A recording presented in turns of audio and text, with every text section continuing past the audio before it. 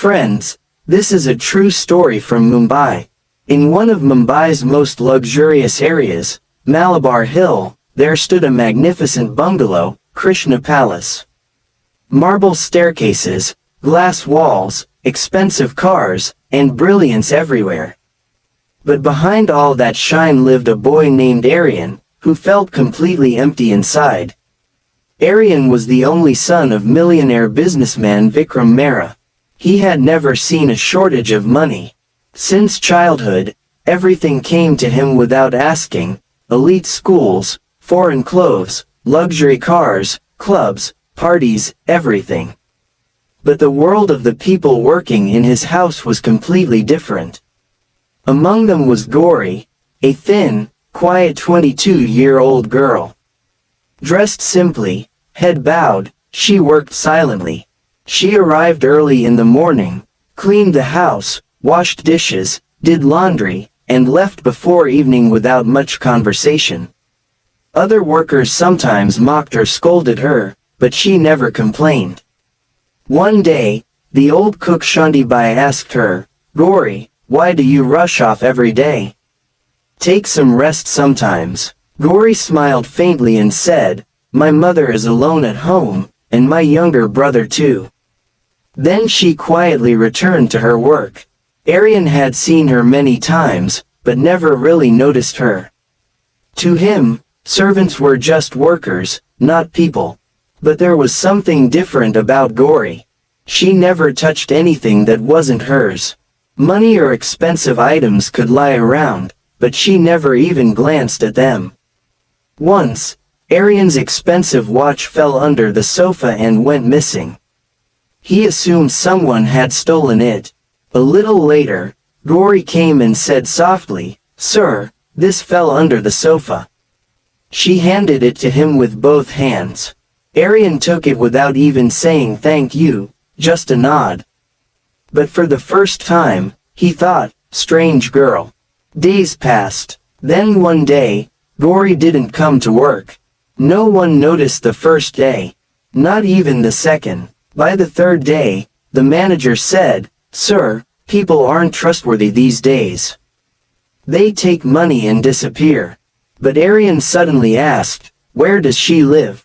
Surprised, the manager replied, "Somewhere in Dharavi slums. Don't know the exact address." Aryan remembered. Gauri never took leave, never made excuses.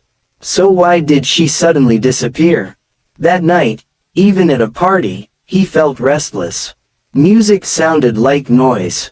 Her tired but calm face kept appearing in his mind. The next morning, he said, "I'm going out." "Where, sir?" the driver asked. "Dharavi." As the car moved forward, roads became narrower, lights dimmer, and the smell stronger. Eventually, the car couldn't go further.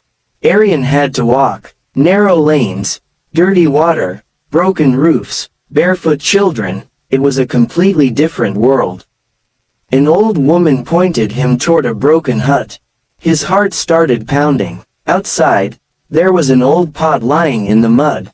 Inside, he heard a weak voice, "Water, someone please give water." Aryan froze, then slowly stepped inside. The sight shook him to the core. Inside the dark hut, a frail old woman lay on a worn-out mattress, coughing painfully. Her lips were dry, eyes sunken, body reduced to bones. Nearby sat a small boy, silent with fear and hunger, holding an empty cup. There was no food, no grain, nothing. For the first time, Aryan understood what poverty truly felt like. He quickly found a little dirty water in a broken bucket and gently helped the woman drink. Tears rolled down her eyes, as if she had been given life again. Just then, someone entered. It was Gauri. She froze upon seeing Aryan. Shock, fear, and hesitation filled her eyes. Aryan asked softly, "Why didn't you come to work?" Without looking up, she said, "My mother is sick." Her words were few, but filled with pain. Then the little boy whispered, "Sister, I'm hungry." Aryan's heart broke. He took out money and offered it to Gauri, but she stepped back. "No sir, I'll manage." But when her mother weakly said, "Take it, child, the kids are hungry," Gauri broke down and accepted it. Aryan rushed out and bought food, medicine, and essentials. When he returned, the boy looked at him like an angel. Soon, food was cooking. For the first time, the hut filled with its aroma.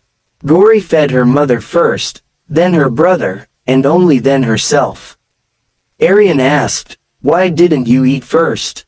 She replied, "How can I eat before them?"